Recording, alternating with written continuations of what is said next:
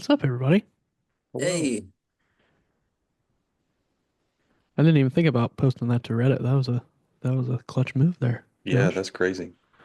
yeah, no problem. I got us like tens of views. Literally dozens of views.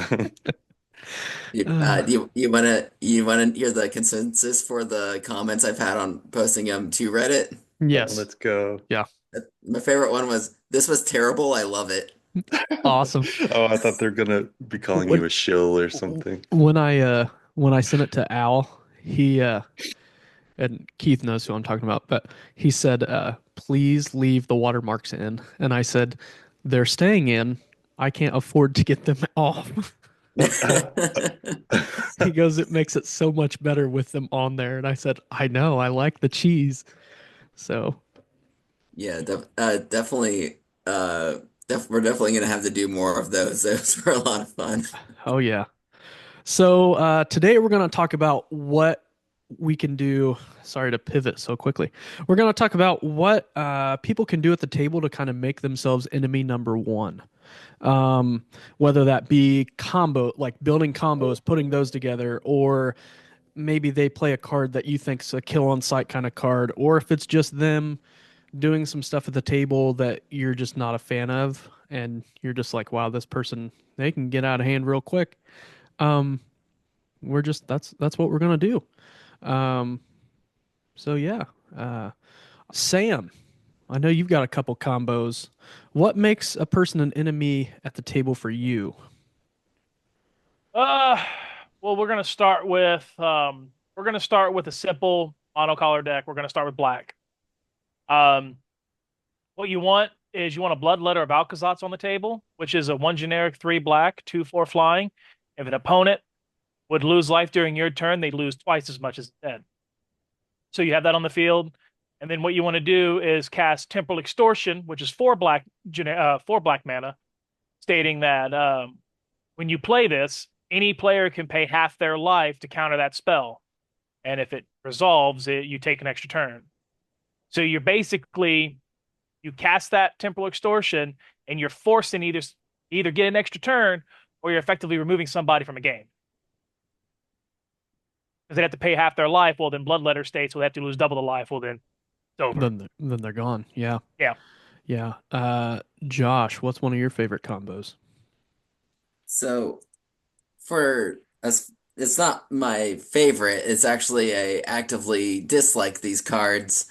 So I would say anytime that you are stacking up like multiple pieces that make it harder for attackers to get through, and I'm talking about your Spear of Safeties, like a for 4 and a white enchantment. Creatures can't attack you unless their controller pays X for each of those creatures, where X is the number of enchantments you control. Then those just buddy up with if you buddy that up with just one other one, like let's say like your uh propagandas, where you would it's 2 and a blue, and creatures can't attack you unless their controller pays 2 for each creature they control that's attacking you. Just kind of making it so like combat's off the table. Like my Unga Bunga turn card sideways brain just hates seeing that across the table from me. And like whenever you have two of those together, it's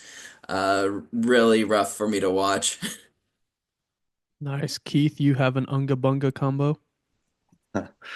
Mine's a little more of a value engine. So first card is a given, but the second one you can swap up depending on what you need. And the first one would be Teamer Sabertooth. It's two colorless, two green for 3, and its activated ability is 1 and a green. You may return another creature you control to its owner's hand. If you do, Teamer Sabertooth gains indestructible until end of turn. So just that by itself, you can, protect one of your sweet little babies from getting destroyed. Just bounce it to your hand real quick. But another thing is, just get repeated enter the battlefield effects with cards such as Acidic Slime, 3 colorless, 2 green, 2/2, creature ooze, Death Touch, and when it enters the battlefield, destroy target artifact, enchantment, or land. So it is a little expensive, but it is repeatable, and you could do it essentially as many times as you want, barring no interaction. And another good card to throw in there, if you're like green blue and a couple artifacts or something, would be Thought Monitor, which is six colorless and a blue, but it has affinity for artifacts. It is an artifact creature, 2/2.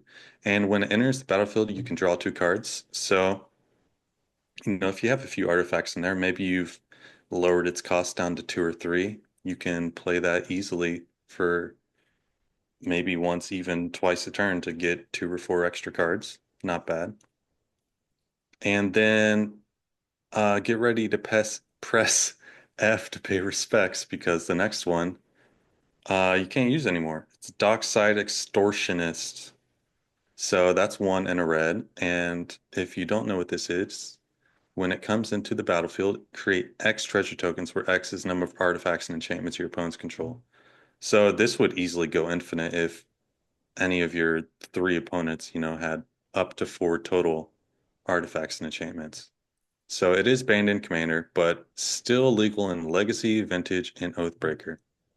And I have a few more, but it goes on slot in whatever you want into slot B. You can basically do whatever you want, protect your creatures, get extra ETBs, maybe storm count, and so on. Nice. Yeah, one that I've used and still have in a deck that's not as, you know, you can kind of switch out stuff. It's the Sanguine Bond and Exquisite Blood combo. So, Sanguine Bond is three and two black enchantment. Whenever you gain life, target opponent loses that much life. And then uh, Exquisite Blood is four and a black. Another enchantment that whenever an opponent loses life, you gain that much life. So um, basically, if you've got ways to ping your opponents, you can make that go infinite pretty easily and tell them goodbye. Um, it's an unfortunate one, and it's one that's kind of a little bit more expensive to get out there, so people can kind of stop it unless you've got ways of bringing in a whole bunch of mana. Uh, and it's one of those that kind of makes you feel icky when you do it. And so I, even though it's in a deck, I try not to do it very often, unless I'm trying to, if we've played a match that's gone about 2 hours or, you know, even toward that hour range. I mean, you've got to, everybody got together to play multiple games. You don't want to just sit and play one game. So some of these are just game enders that you want to say goodbye to everybody and, move along. Josh, you have another combo for us? Well, just I think kind of like for the next one, it's just some commanders that are combo just a little bit too easy for my liking. Like uh Garred, Mirror of the Wilds. He is for Naya, which is red, green, white, hasty, human shaman with non-token creatures you control have tap, create a token that's a copy of target token. Sorry, create a token that's a copy of target token you control that entered the battlefield this turn.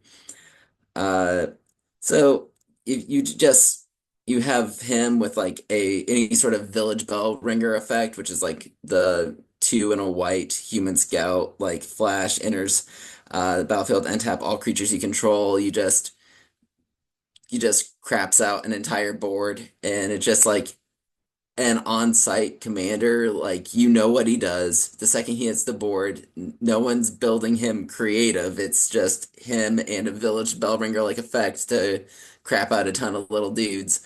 So you have to just react accordingly. So it's just kind of combos with anything for the most part. Yeah, Sam, do you have any commanders?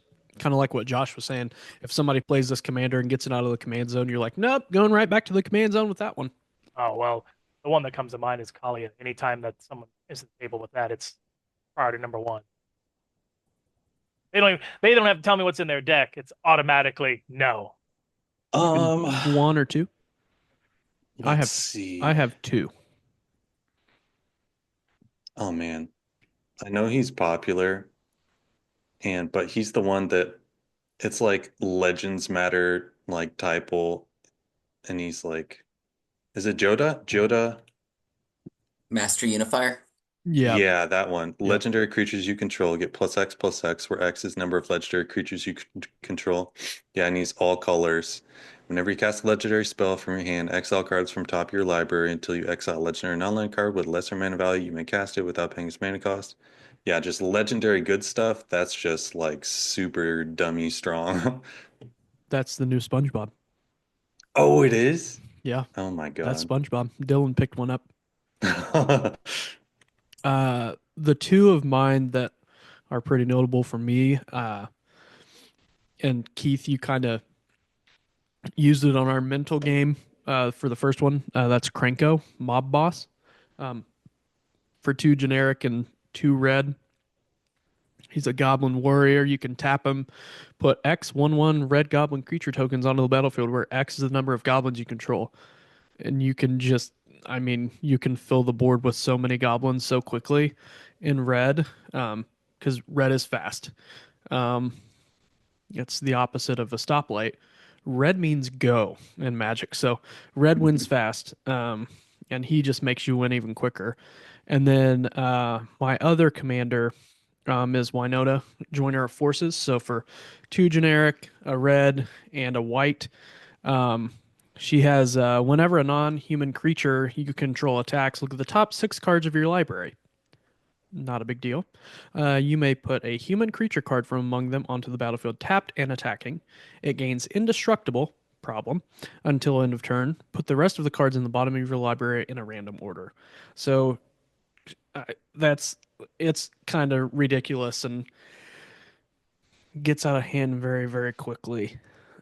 So if you let her come out and play, you're going to be getting hit in the face by multiple things all at once. So that's super fun. So, on the same topic of commanders that are on site, I have one that on paper doesn't seem like an on-site commander, but I've only ever really seen it built in like brutal artifact storm ways, and that is Psy Master Thopterist. He's two and a blue. Whenever you cast an artifact spell, you create a 1/1 colorless Thopter artifact creature token flying. You can also pay one and a blue to sacrifice two artifacts and draw a card. The thing is, like, if you're going up against a Urza Lord High Artificer, who is like the broken Urza who makes all of your artifacts tap for Island, you know to like check that one on site. That is just it is in the uh it is in a game changer is a game changer like in the bracket system. But Psy, they'll put all this stuff that you would put into a Urza deck, but they're just like, he's just my little Thopter guy. And then next thing you know, they get an Umazama's top and some artifact cost reducer, and then they've pumped out every zero cost artifact known to man, and they have like 20 Thopters, and they've probably uh, also playing into a Aetherflux Reservoir where an artifact for four where whenever you cast a spell you gain a life. For each spell you've cast this turn, you pay 50 life, and it deals 50 damage to target creature or player. It's just like you know it. It's just the same artifact storm. But Psy's just like the sleeper agent for that deck, and that's why he will weirdly get aggression from me every time. You might not like the Mendicant deck I built literally just last night. That's it's an Aether Drift card. It's only two mana, so it's one white and a blue, and it has start your engines and max speed. But the max speed's the cool part. So whenever you cast an artifact spell, you may pay one colorless. If you do, copy it, and then also its power is equal to the number of artifacts you control. But I essentially built it like just like you were saying, with Psy in there and everything. I didn't include Urza though. You know, You Didn't want to can. be That too way crazy. that way it's still bracket 2 whenever you steamroll everyone. Yep. Uh, so, Sam, you're sitting at a table and somebody brings out something that may be a big threat. How do you know if that's something that you need to take out or if it's something that you think can get around the table a couple of turns and not be a big deal? We're talking threat assessment. Like, how do you know that, you know, say that can live for a while or we need to get rid of it? So it's all about, I break it up into a couple categories. One, it's how frequent are they getting triggers from any time that it's just existing on a table? Or how many times can they attack with it? Because always got to worry about those combat steps. Um, or if it's being effective, let's say if they can affect a single player, but how many times can they do that in a single turn? Just it really depends on just how docile it can be. If it seems like it could just it's on the board just to attack, I'm not really worried about it. If it's get bigger, like let's say like say I have Kresh, the Blood Braided, a Jun creature that just anytime a creature dies, he gets bigger. I played a lot of games where people think, oh, well, he's only a 3/3. It's not that big of a deal. But then people start realizing, okay, well, if any creature dies, he just gets bigger and bigger. So it might seem something small at the start, but you got to really look at maybe 3 to 4 turns and a little bit of how problematic that's going to be. Keith, how does your threat assessment kind of change when it goes from being four players at the table, maybe even just down to three, like one person's gone? How does it change? I know everybody's trying to get that W, but how does one person being removed kind of make threats even harder? Um, well, if the person who didn't wipe someone out isn't me, they're probably the next target, I guess. I mean, depending on their board, I assume, they've got some beef on the board they just attacked with. Um, I'm not sure I have any more insight other than that. Not that I can Josh, think of off the back of my hand. Josh, Sam just laid out a Nevinrel's disc. What are you gonna do? Uh, it really depends on what deck I'm playing. True. If if I have a graveyard reanimate deck, if like death is not the end for my creatures, then I might welcome it. I might not even interact with it. I might have a blood artist on the field and about to be able to like reap a reward. It really depends on the deck. Now, Uh, what if I flash in and Mycosynth Lattice? Does that change your um opinion? can you educate me on what that is? Mycosynth Lattice makes everything's artifacts when it's in play. So when you tap the Nevin Rails disc, it destroys all creatures, enchantments, non-land permanents. You can destroy lands with it because they're considered artifacts. Well, at that point, I would kindly ask you to leave. Hey, that's all about threat assessment, right? That's what it's about.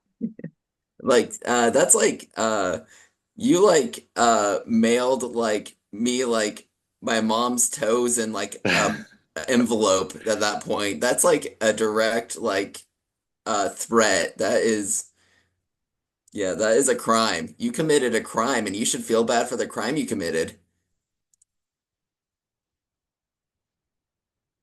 And wait until you hear any other combos if we talk about that. What's Oh another yeah? combo you have, Sam? Oh, let's see. I'll give this a vote to you guys. How heinous do you want it to be?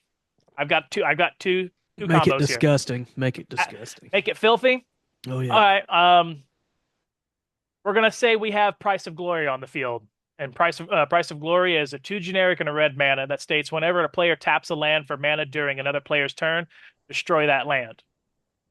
It stops people from countering anything, right? But I go to play Piracy, 2 blue mana, and it states this turn I may tap lands that I don't control to help pay for my spells. So it renders the option with either they let me tap the lands for mana, they'll be destroyed, or they tap their own lands. Either way, lands are being destroyed. I mean, like land destruction is just kind of like a rule zero kind of commander. Like, hey, we're just having fun here. Don't mess with my lands. And then you go and just scorched earth, uh, just nuke us back to the Stone Age. Yeah, so what would you say your outlook on combos are when it comes to like playing with the regular play group and then when it comes to playing somewhere else? For me, it all depends on what everybody's playing with. Even if you're playing with people that you've never played with before, or you're playing with your friends group, any time that they say that this is what everybody says, this is my commander and this is their commander, um, you can kind of give an idea of what you need to bring to the table. I think you mentioned it earlier, but I think they're pretty welcome. If a game is dragging on, if someone has a way to finish it out, I'm all for it. So get more games in and so on.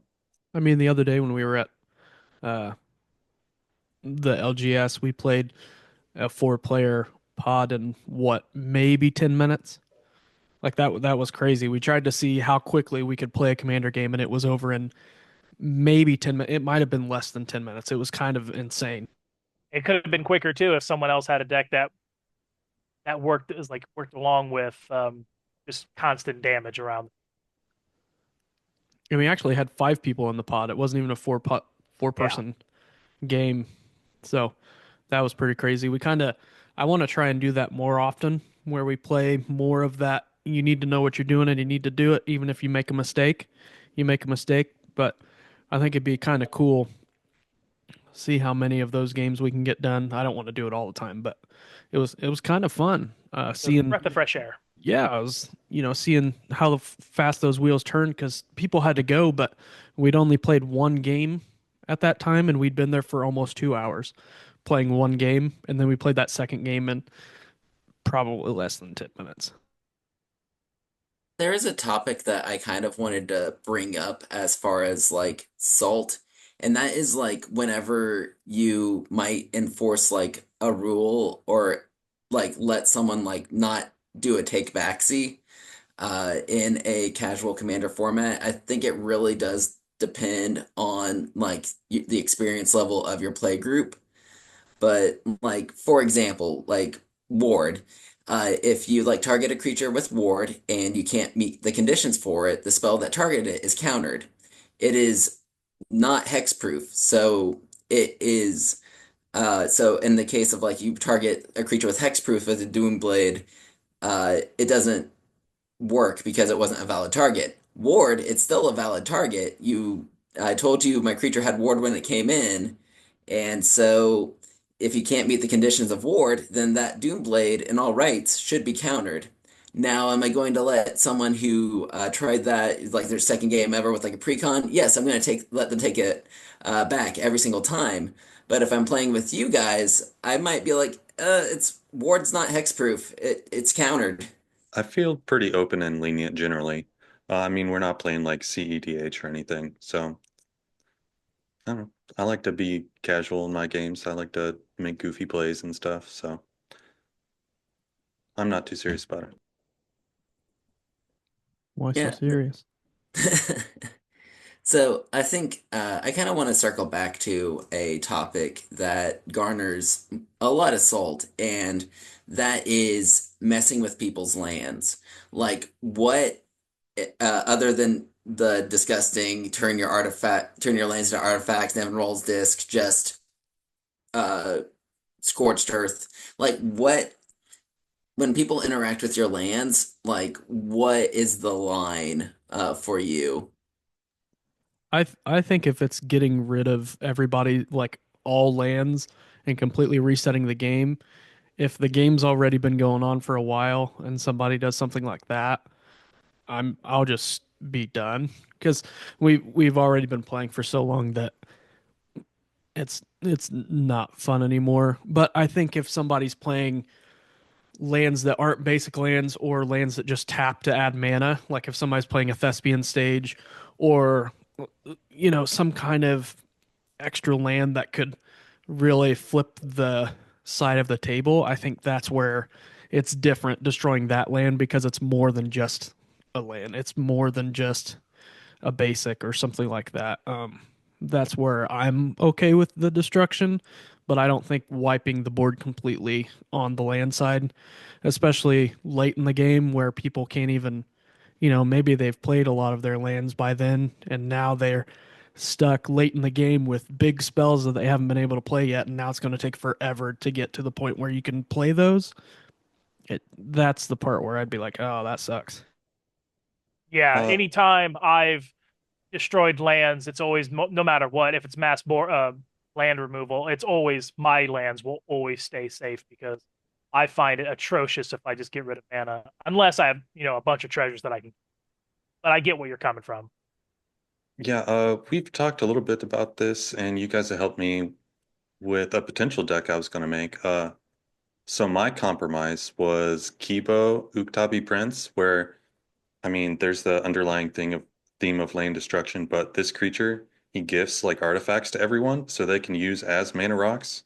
And my whole sort of theme was giving them resources to use, but obviously it plays into my hand a little bit because they take damage or make my creature stronger whenever his artifacts are sacrificed. So I'll just read his whole text box.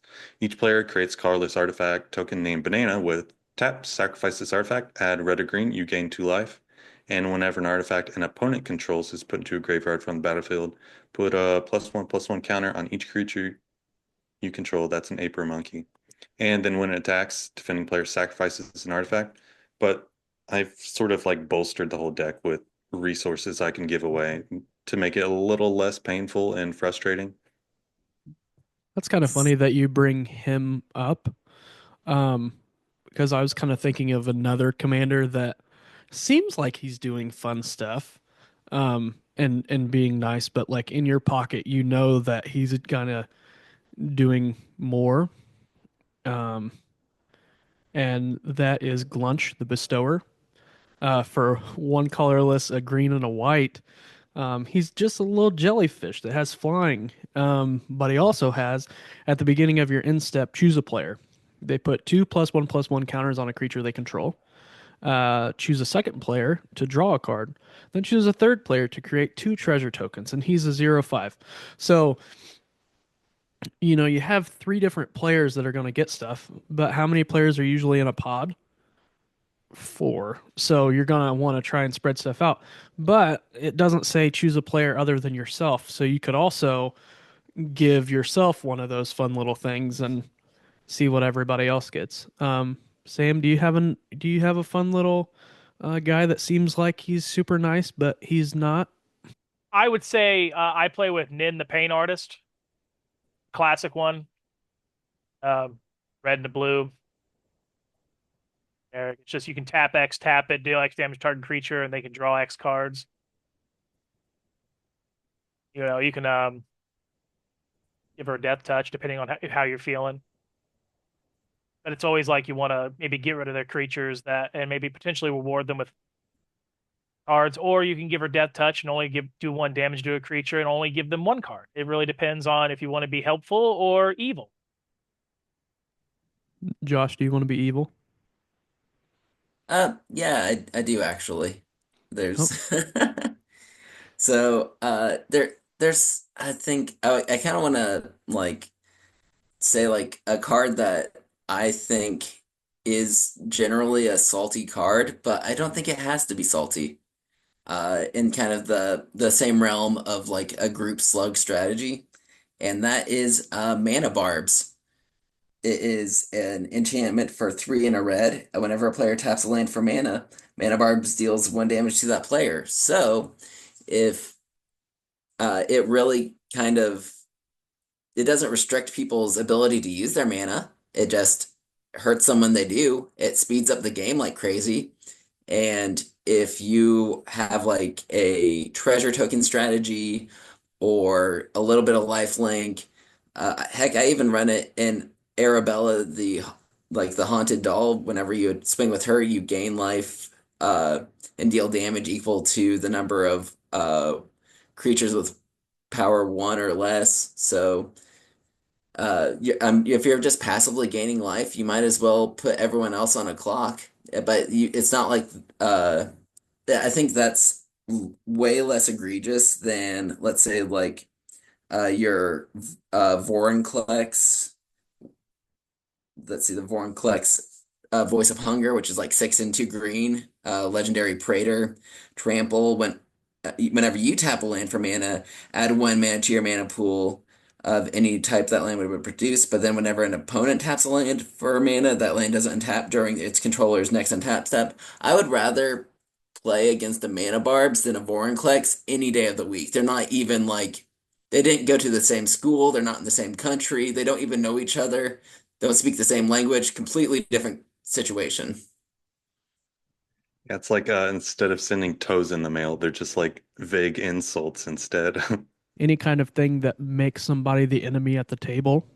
Teferi's puzzle box is a big one, I think. Let me look up the exact text for that.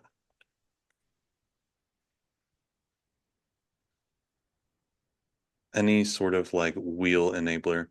Teferi's puzzle box, at the beginning of each player's draw step, that player puts the cards in his or her hand on the bottom of his or her library in any order, then draws that many cards. Pairs really well with Necrusar.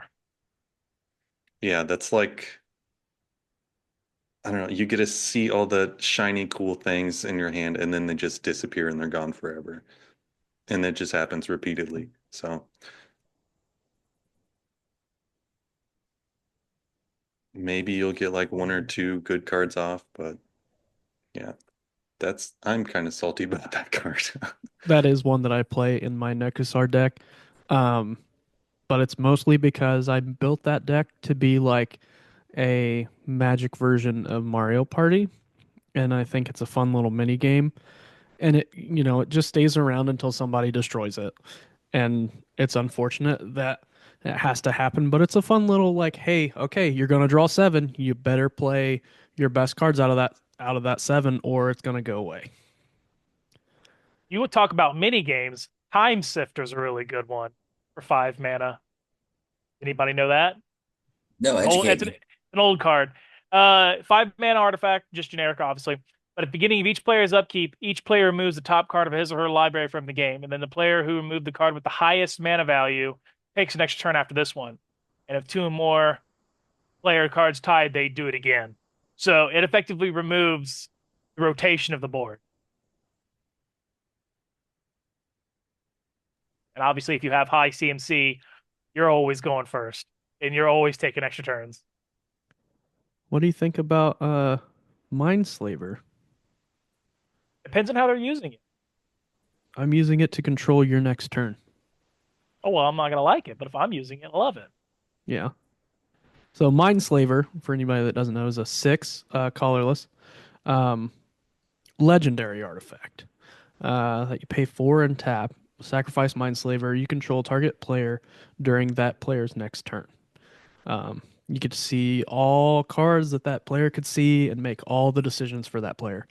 Um, You can combo that with Lethal Vapors, the 2 generic 4 black that enchantment that any creature comes in, destroy it. But it has anybody can pay 0 to skip their next turn to destroy it. If you have Slaver and you use it on somebody, you can forcibly make them pay that 1 billion times and they'll never have a turn. yeah. Yeah, you can also just straight up lock out the whole game if you can return it from the graveyard every turn with like Emery, I think. Oh, that another Emery, like the one that like brings back the artifact, the Yeah. Merfolk. I forgot to add her to my artifact combo most wanted list, so I appreciate you bringing her up. Yeah, she's in there. But then yeah, like when an artifact comes into play, you need maybe an additional card. So like if something untapped when an artifact came into play, then you could untap Emery and just yeah, play it repeatedly, just lock down the whole game. Yeah. Mindslaver, big combo. We'll be back right after this. Do you find yourself driven to build with cards like Winter Orb, Esper Sentinel, and Mystic Study? Have you thought to yourself, destroying all lands could be fun, so I'll run an Armageddon or an Apocalypse? Do you get excited at the idea of adding a Praetor, Eldrazi, or a Horror Slug to your deck? If all of these sound like you may be suffering from a debilitating disease known as hypernatremia, or high levels of sodium in your bloodstream. The good news is, there is hope. Try Jank. With Jank, your pod won't run away when you plop your deck on the table. Jank has been found to lead to more laughs and less table flips. You can try Jank with Bill the Pony, Errant Street Artist, or even Tetsumak, Primal Death. Jank has not been tested on babies. Side effects include quicker games, less wins, but a more cohesive pod experience. Jank has been found in very rare cases to cause loose stools. Jank is a registered trademark of Flumph Enterprises. Jank.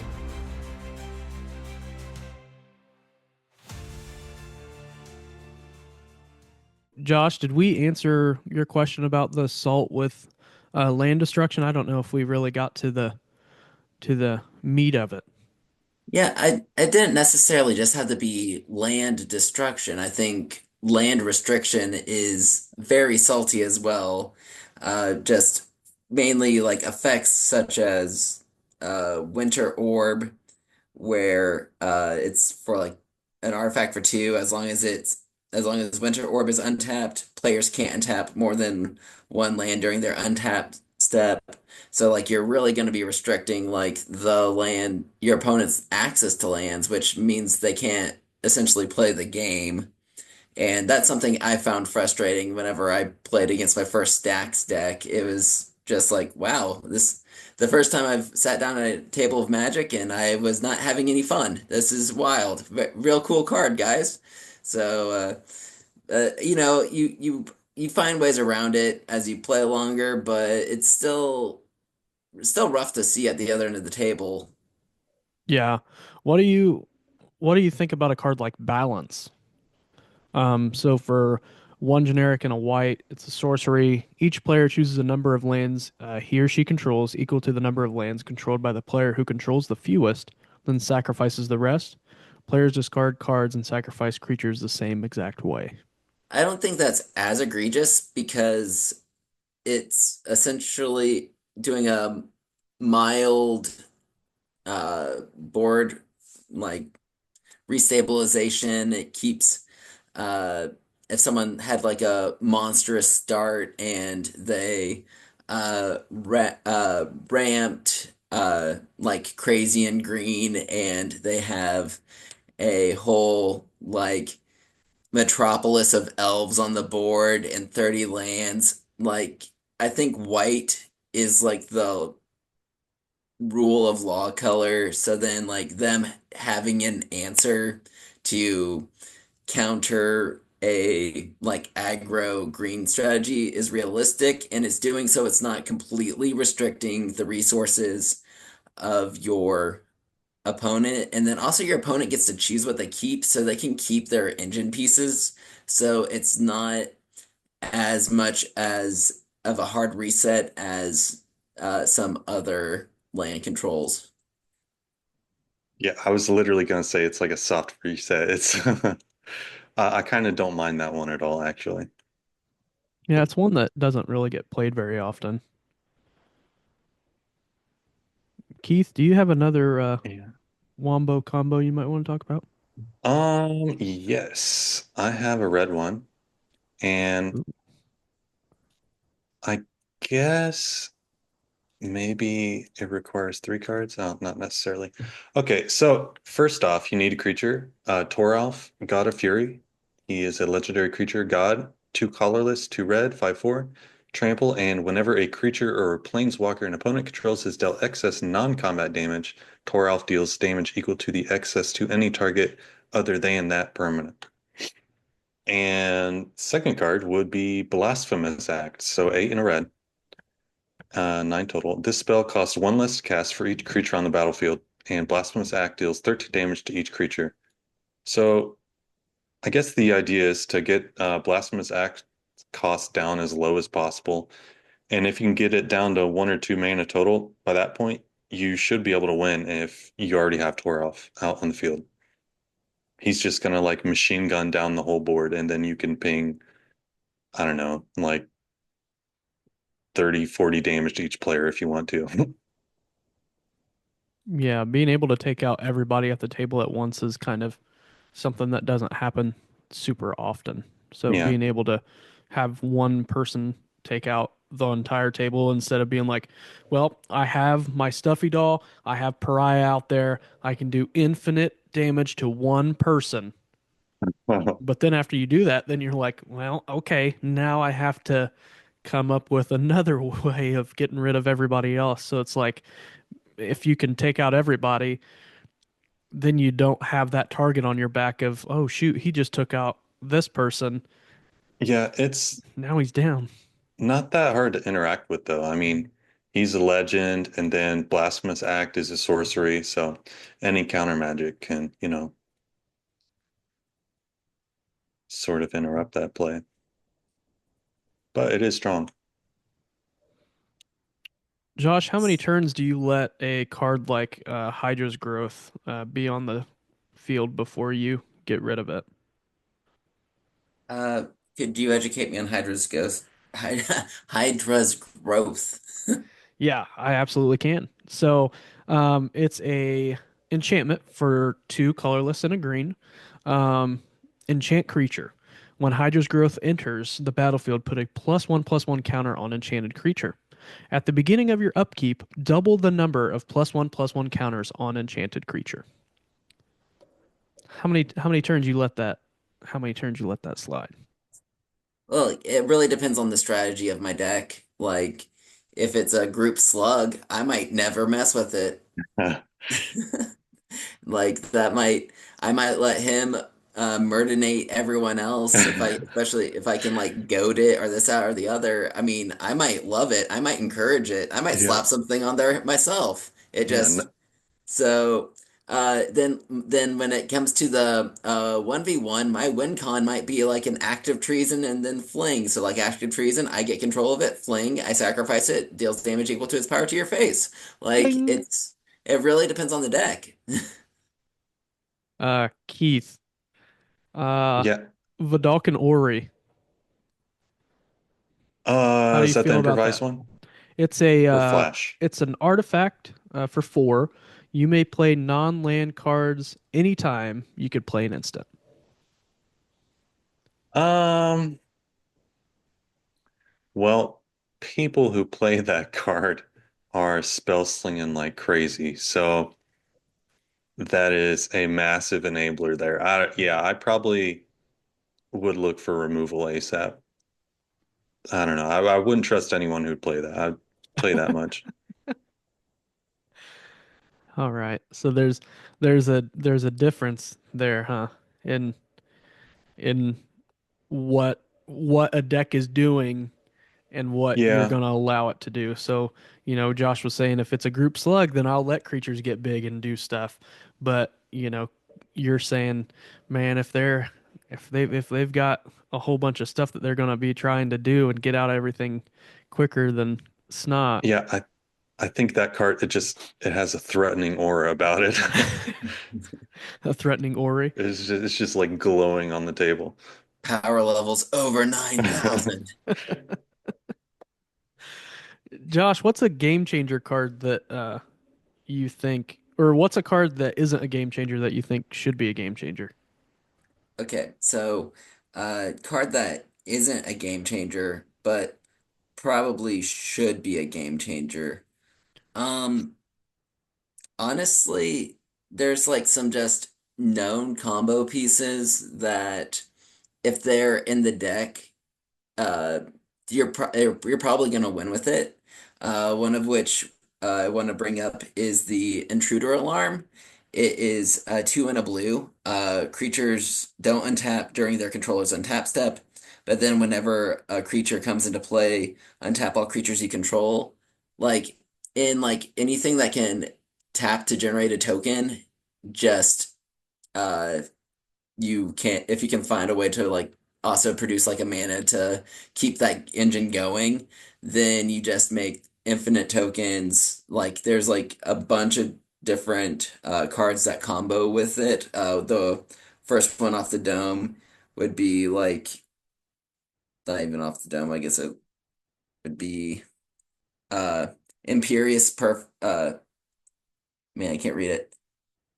Man, I got the grainiest picture. I should have just pulled up Scryfall. Anyway, it's an elf, two and a green elf warrior. For it makes other elves get +1/+1, but you don't care about that because you care about paying a forest to tap it, create a 1/1 elf warrior creature token. So then that meets the condition for intruder alarm. So then he untaps again. You're an elves. You have a land war elf or whatever clone of it that they've printed, and then you just do that forever, and now you have infinite elves. You can do the same thing with Shokai Genesis Engine with pilots. You can do, uh, uh, Lord knows, Krinko probably has that technology too. Just I think Intruder Alarm just go it combos with a ham sandwich. Like I hate to use that cliche, but it is true. You just anything that you put with Intruder Alarm, it's their win condition.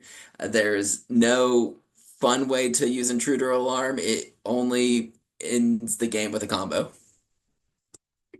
I'm sure there's an infinity card of ham sandwich, so you're not too far off there by saying it combos with a ham sandwich.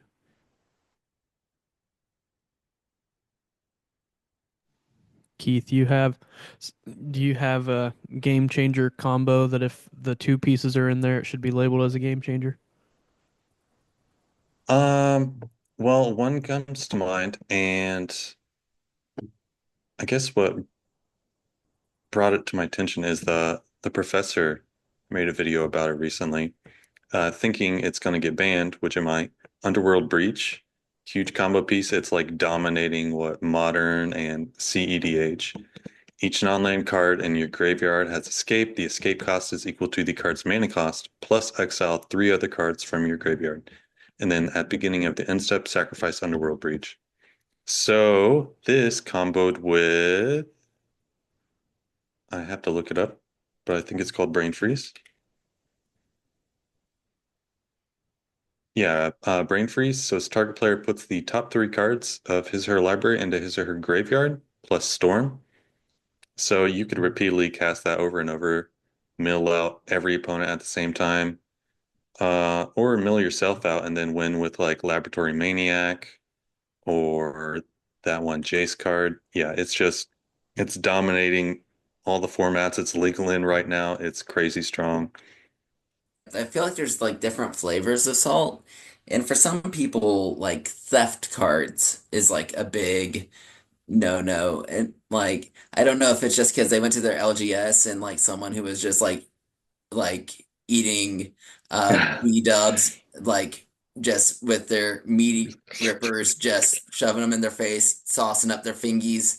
Then they go and then they play something like, I don't know, Tegrid, God of Fright, where whenever an opponent sacrifices a non-land permanent or non-token permanent or discards a permanent card, you can put the card from a graveyard onto the battlefield under your control.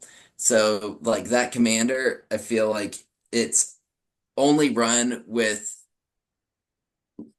like perpetually sticky people. I feel like it's like the people who you don't want to touch your cards are always the people who will wind up touching your cards. And then and they only got encouraged because I mean even like just in Aether Drift, they printed a Ripclaw Wrangler. So when it enters, each opponent discards a card. I mean that's just like a vehicle. Then I wonder if like when they bring back Tark here, if they're gonna reprint Dark Deal where you play and each player discards all the cards in his or her hand, then you draw that many -1. It's like there's so many like different like make everyone discard something and then they get their fingies on it. So how do you guys feel about theft? I mean, I'm just thinking about Sin triplets. Sin triplets is two colorless, a white, a blue, and a black that has at the beginning of your upkeep, choose target opponent. This turn, that player can't cast spells or activate abilities and plays with their hand revealed. You may play lands and cast spells from that player's hand this turn. So that's like one of the ultimate I'm going to play your stuff. You're not going to play your stuff because I'm going to play your stuff kind of thing. Um, yeah, when it comes to other people uh, taking cards and playing them, it can get a little rough. Um, Especially if that's all that their deck does is gonna do some theft and take everybody's stuff. Because you built your deck because you want to play your deck, and then they're playing your deck, and it really hurts when it's your cards that kill you. Um, but it also kind of shows that you've made your deck the right way if they're going to be stealing your stuff and hitting you with it across the face. Um, but yeah, I could see that being something that makes people salty, especially if people are, you know, fingering your cards. Uh, but that's another thing. Like, not just when it doesn't even come to people killing you with your own creatures, but like when somebody doesn't know what a card does and they reach over and just grab your card and you know, bring it over to their side or just like stab it with their finger so they can read it. Like I wish people were a little bit nicer when it came to like not knowing what a card does. So, hey, can I see that and read it instead of just like reaching over and grabbing things? But that's just like I guess that's just the politeness of me, I guess, is like, hey, could you just ask? Like, I'll for sure let you read it because it's on the field. Yeah, I did have a pirate theft deck essentially, and I moved away from that because not only are you playing their good cards, but it's sort of acting as removal for that player. So their deck probably no longer functions without their good card, and they're just completely out of gas. And they needed that card for, an essential engine or combo in their deck. So it just completely neuters them essentially. And I don't think I would like to play against that. So I took it out. And I want people to have fun generally when we're playing games. So Yeah, what do you feel about like how Josh, you were talking about how white is the color of Law and Order.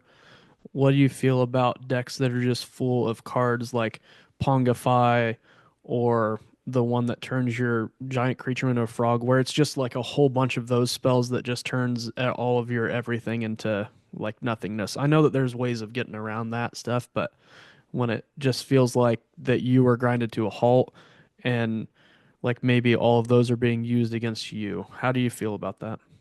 So I feel like the Pongifies where you like destroy a creature and you replace it with like an ape.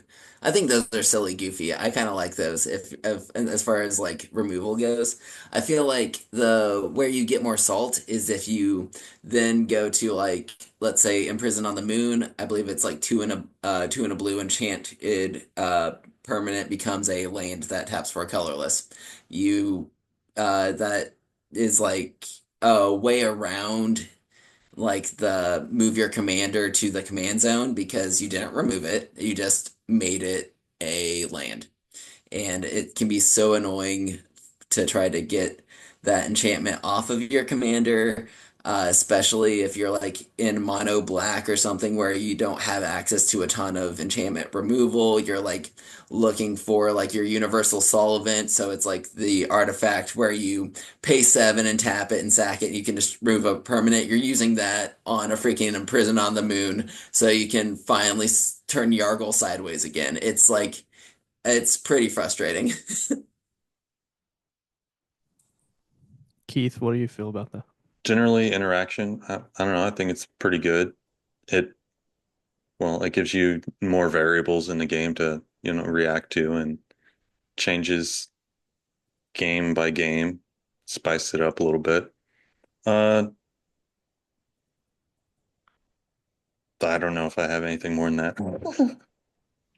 That's all right. I think like overall, whenever there is someone who might not have an accurate threat assessment, I also think there's like there Yeah, can be such a thing as like recency bias, where like if you like just the game before, you like popped out, like your deck did exactly what you needed it to, your mana curved out, hit every land drop, like hit your like, mana rocks, like we your gotta look commander out for was that out, guy. but. It's like we gotta look out for that guy, and then you get targeted hard. Yeah, and then like next game, none of that's happening for you. Like you're still trying to get your third mana of your three colored commander, but they remember that previous game and what you could do, and then you just kind of get the brakes beaten off of you, and you're like, bruh, like he has like four Miv-Nizzets on his board. Let me breathe.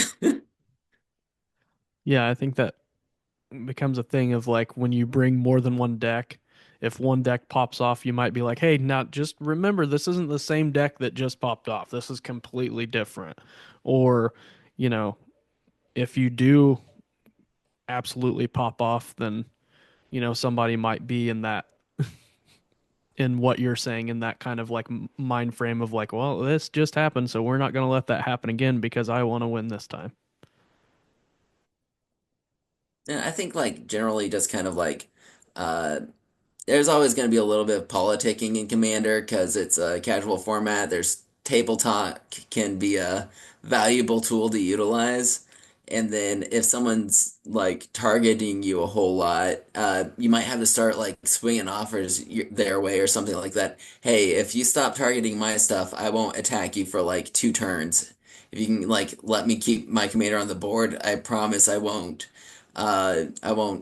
swing him at you. Just you can focus on someone else. I think like opening a communication, and then if they're still like targeting you, then I guess you have to like return them their power tools that you borrowed 4 weeks ago, and know that it was never about the game. It was about something you did to them personally.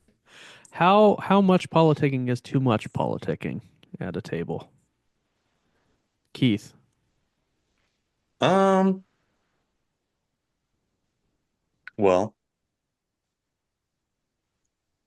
if someone's just trying to make deals repeatedly and then most of them just sound bad and they're obviously one-sided. Hmm. Do you find yourself like if somebody's trying to bring up like, hey man, if you don't attack me for 3 turns, I promise I won't attack you for 3 turns. Like, is there ever any kind of deal where you, who's not a part of the deal that's being made, is there ever a time where you're like, hey man, that is not the best idea? Or just kind of, try and shut it down before it happens because then all that hate's going to come your way from two people now because they can't attack each other, so they've got to take it another way at the table. Yeah, I think hard committing like that long is definitely a little iffy for me if I hear that happening at the table. Josh, how do you feel Most about it? yeah.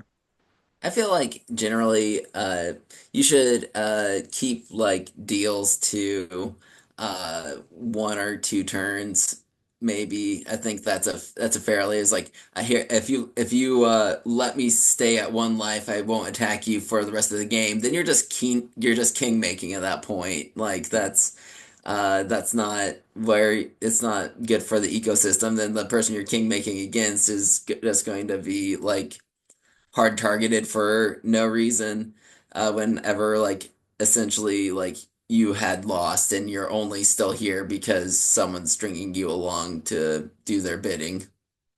Yeah, I think that's where I jump in the most is when somebody tries to make a deal that's going to take the entire game or like, hey, I won't do this unless it's just me and you. It's like, well, cool. There's two other people here at this table.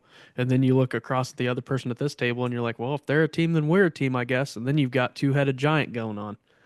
It's like that's not what we signed up for. We signed up for one on one on one. I feel like I've run into issues with this before, like on spell table, especially like playing with like strangers. I'll be playing an Alanya Divergent Storm, which is it's built sub-optimally. It's just I shoved as many otters in there as possible. But her ability is whenever you cast a spell, if it's the first instant, sorcery, or otter you cast, if you let someone else draw a card you get a copy of that spell. So I will be. just like going around, and if this is a group of strangers I'm playing on spell table, I'm like letting like the person with like the least threatening board draw, like I might let them draw like 3 times in a row, and they're like, man, why are you gassing him? He has this deck. Is like, I'm gassing him because it's turn 5 and he only has 2 lands. He's like struggling over here, you know? Like it's just kind of like that, but like if you it can like you can be playing a something to like its best effect, but you can still be making enemies in the process. Yeah, I could definitely see that. Somebody who doesn't know you, doesn't know what your intentions are, uh, for sure. Um, Keith. So can something I wanted to bring up is there I know like it's a game changer. I feel like there's like certain like commanders that I just have a hard time seeing a way that they aren't going to be built in a fun, not oppressive direction, and then I tend to target them pretty heavily. Like the first one that comes to mind is Shieldred the Apocalypse. She's a game changer, like rightfully so. 2/2 black. Phyrexian Praetor, Death Touch. Whenever you draw a card, you gain 2 life. Whenever an opponent draws a card, they lose 2 life. It's just so good. Like just by existing out there, you're getting so much more value ahead of your opponents. And then just any sort of like a wheel effect, you just take over the game. It's like Nekusar. Nekusar is can be fun to build around because like your opponents are the value of drawing and stuff like that. So it's kind of like a risk reward about giving your opponents some value here and there versus uh uh whereas Shieldred, it's just what's good for me is good for me, and what's good for you isn't good for you anymore. So it's it's just one of those cards that like it's always like on site for me. I might even like overextend myself to remove it sometimes just because I know the direction it's probably headed. Yeah, I think it's like that for all the big Praetors though. Mostly Shieldred, Elesh Norn, and Jin-Gitaxias. Like they all have cards that kind of they're all gross and dirty, and you just don't like them being at the table. Like um, the Core Augur, Jin-Gitaxias, Core Augur for 8 and 2 blue. Flash at the beginning of your end step, draw 7 cards. Each opponent's maximum hand size is reduced by 7. Um, and then uh, you've got the Grand Cenobite version of Elesh Norn for 5 and 2 white. Vigilance, other creatures you control get +2/+2. Creatures your opponents control get -2/-2. There's just a couple of those cards, like you're saying, that just feel gross and you don't want them to be on the table. Um, so it's a kill on sight, and like really hope that you have a way to, you know, say nope to those cards before they even hit, because if they do, you're in a world of hurt like from the jump for Yeah, sure. mentioning the Predators, I just wanted to shout out poor Urbask. Uh, Like he's like, "Am I also on site?" And we're like, "No, no, you're no, buddy. You you're can good, stay right bro. where you are. I don't care if, like, at the beginning of your upkeep, you exile the top card of your library and you can play it this turn. That's fine. You go do that." It is really sad how overpowered some of them are, and then he's just like, I'm also. It was like they chose to give the main colors the best Praetors, and then they're like, shoot, I think what can maybe we we do just don't for like stacks. yeah. Fellas, is stacks bad? Let's discuss. Uh, I yes. I think that might be it. Yes, stacks. I mean, like my first, like when at the start of this video, I mentioned how much just uh, like stacking up like pillow fort cards, like propaganda, sphere of safety, uh, Man, we didn't even mention like a single thing about like Draenith Magistrate, where he's like one in a blue human wizard. Your opponents can't cast spells from anywhere other than your hand. There you go. Shut down everyone's ability to play their commander, which they likely built their deck around for 2 mana and scene. Well, then there's like Void Winnower for 9 colorless. Your opponent can't cast spells with even converted mana costs. Your opponents can't block with creatures with even converted mana costs. Like that sucks. I feel Like like that. there's I feel like. there. I feel like that's more like at least like in an Eldrazi deck like that. That just is more. I feel like it's more so that tokens, which because zero is even, tokens can't block the big Eldrazi's that are swinging out. So I typically see Void Winnower more as a game finisher. Yeah, I can see that. But yes, I am against stacks mostly because sometimes when people build stacks decks, they don't know how to do them.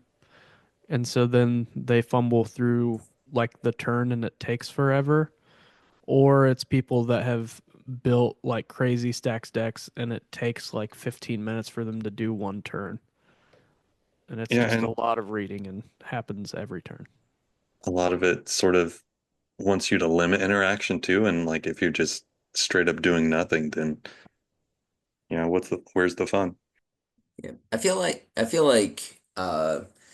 group if you build a group hug deck the wrong way, it can also kind of lead to some of those like bad feelings of someone's just kind of like dirtling.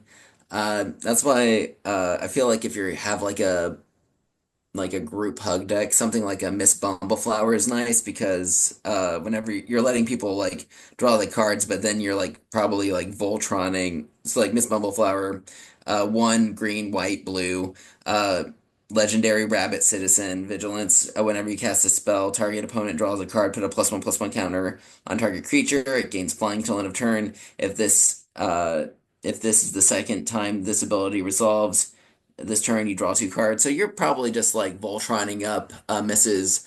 Bumbleflower, like giving her some flying. You're gonna actually be have the opportunity to clobber someone.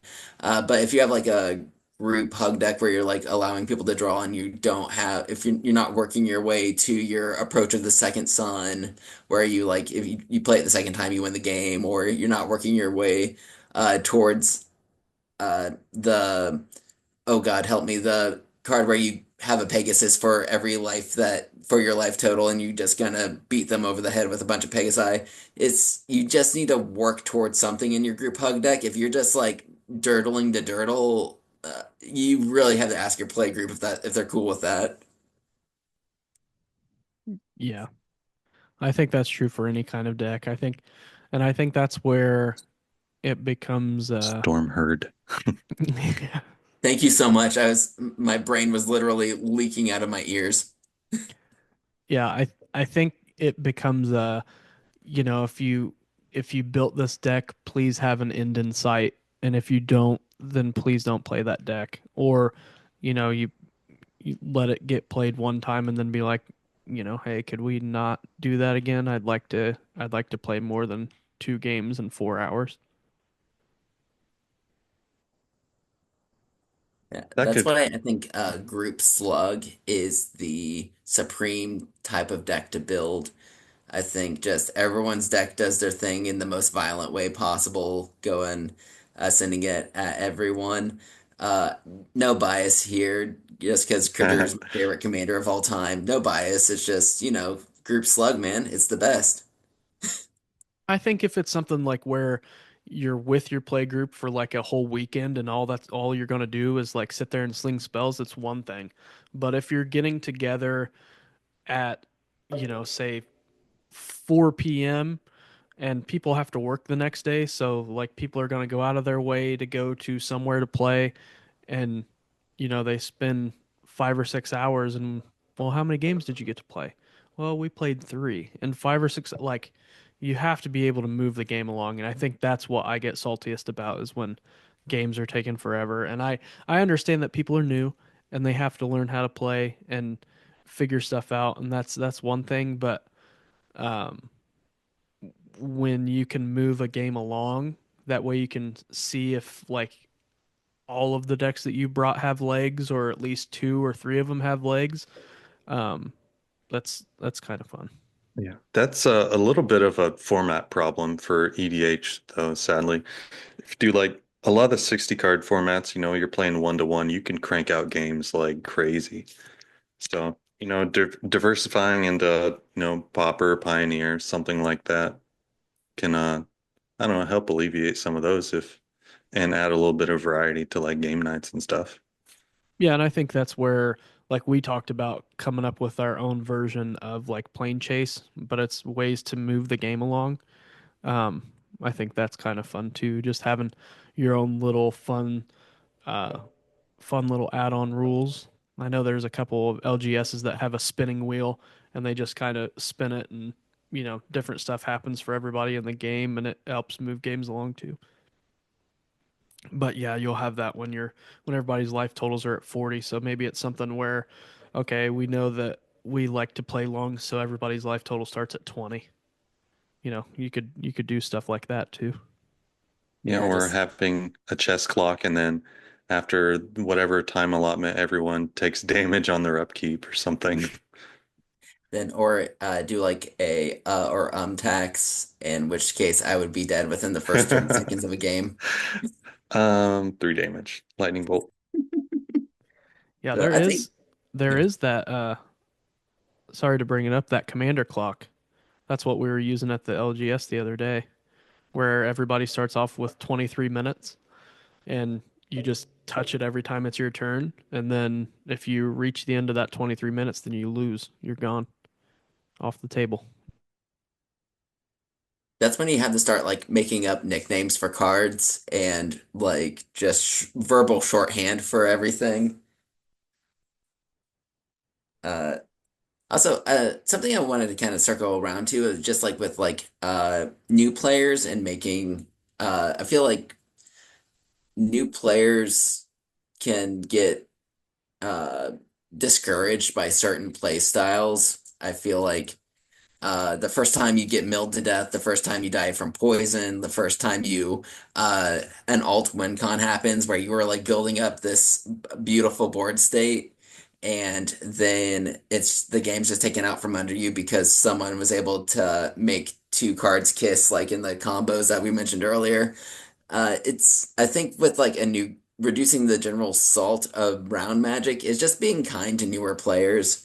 If you have a just sometimes I would say like words like good clean magic like have everyone play like maybe like Krinko or a Lathril, so it's pretty straight, like Lathril being a the elf ball commander where two black green menace whenever it deals combat damage to a player you create that many elf warriors versus like Krinko where you tap him and you get a goblin for every goblin that you have, like just like big army versus big army. Everyone's just trying to kill each other. I feel like that, like bringing that energy to like the first, like to new players, and kind of like leaving your combos deck aside. You can teach them how to feel bad later, but let them like experience like the majesty of having a huge creature based board state. Give them that excitement. And with that, does this episode resolve? Good, clean magic. Yes, resolved. It resolves with I good, clean pass. magic. Yes. All right, perfect. We'll see you next week. Peace. Thanks for tuning in to this week's episode of Hexproof from Ward. If you like what you heard, you can continue to listen to us on Spotify and Apple Podcasts. You can watch us on YouTube.